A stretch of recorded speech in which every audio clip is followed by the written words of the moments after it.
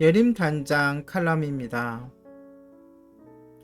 오늘도 잔치에 대한 이야기를 계속할 텐데요. 오늘의 주제는 큰 기쁨을 가져오신 예수님입니다.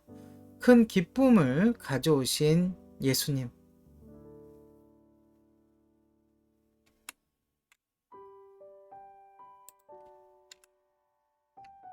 예수님은 잔치에 초대를 받으셨고 그 초대를 받아들이셨으며 그 잔치에 기쁨을 가져오셨습니다.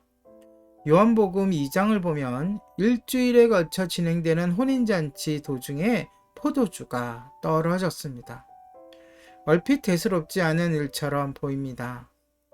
야구장에서 치킨이 떨어지면 그냥 피자를 시키는 것과 같다고 느낄지도 모르겠습니다. 하지만 1세기 문화에서 결혼식 연회장에서 포도주가 떨어지는 것은 보통 큰일이 아니었습니다.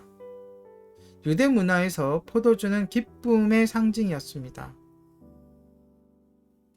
포도주가 없으면 기쁨도 없다라는 랍비의 말도 있을 정도입니다. 이런 관념은 시편 104편 15절 같은 구약의 구절에 근거를 두었습니다. 사람의 마음을 기쁘게 하는 포도주와 사람의 얼굴을 윤탁하게 하는 기름과 사람의 마음을 힘있게 하는 양식을 주셨도다. 포도주가 떨어진 것은 기쁨이 사라졌음을 의미했습니다. 신랑 신부에게 결코 좋은 징조가 아니었습니다. 큰일이었습니다. 더 이상 기쁨이 없었으니 말입니다. 하지만 다행히도 그 신랑 신부 곁에는 예수님이 계셨습니다. 그래서 예수님의 어머니 마리아는 아들에게 가서 문제를 이야기하고 종들에게 예수님의 지시를 그대로 따르라고 지시했습니다. 너희에게 무슨 말씀을 하든지 그대로 하라. 요한복음 2장 5절입니다. 예수님은 80리터에서 110리터 정도 담을 수 있는 돌 항아리 6개에 물을 가득 채우고 나서 그 물을 떠서 연회장에게 갖다 주라고 지시하셨습니다.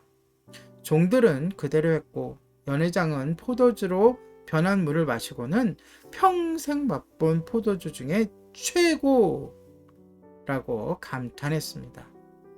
예수님은 혼인잔치에 기쁨을 가져오셨습니다. 그것도 500리터가 넘는 기쁨을 말입니다.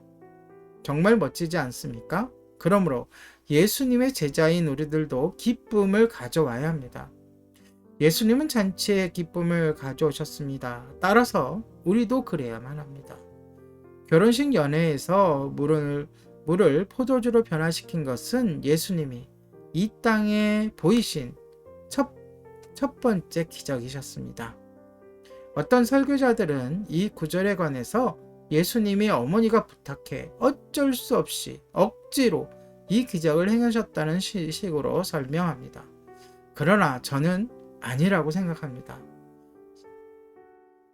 천사들이 예수님의 탄생을 예고할 때 예수님이 큰 기쁨을 갖고 오신다고 선언했고 예수님은 혼인잔치에서 기쁨을 더하면서 사역을 시작하셨습니다. 저는 이것이 우연이 아니라고 생각합니다. 또한 신약의 맨 끝인 요한계시록은 천국을 우리의 기쁨이 완성되는 성대한 혼인잔치로 그립니다. 예수님의 첫 번째 기적이 한 사람, 곧 신부에 대한 또 신랑에 대한 가시적인 사랑의 표현이라는 사실이 실로 아름답습니다. 포도주가 떨어진 것이 우리에겐 별일 아닐지도 모르지만 단언컨대 그 신부에게는 정말 큰일이었습니다. 예수님은 첫 번째 기적을 통해서도 한 번에 한 사람에게 영향을 미치는 삶의 본을 보여주셨던 것입니다. 다시 한번 말하지만 예수님은 기쁨을 가져오셨습니다. 따라서 예수님의 제자들인 우리도 기쁨을 가져와야 합니다. 그리고 그렇게 하기 위한 방법 가운데 하나는 파티에, 잔치에 초대를 수락하는 것입니다. 그래서 어떤 모임이나 잔치나 초대가 왔을 때 우리가 용기를 내서 거절하지 말고 가서 축복해 주는 것도 굉장히 중요할 거라고 시간 생각됩니다. 큰 기쁨을 가져오신 예수님, 오늘의 예림단장 칼럼이었습니다.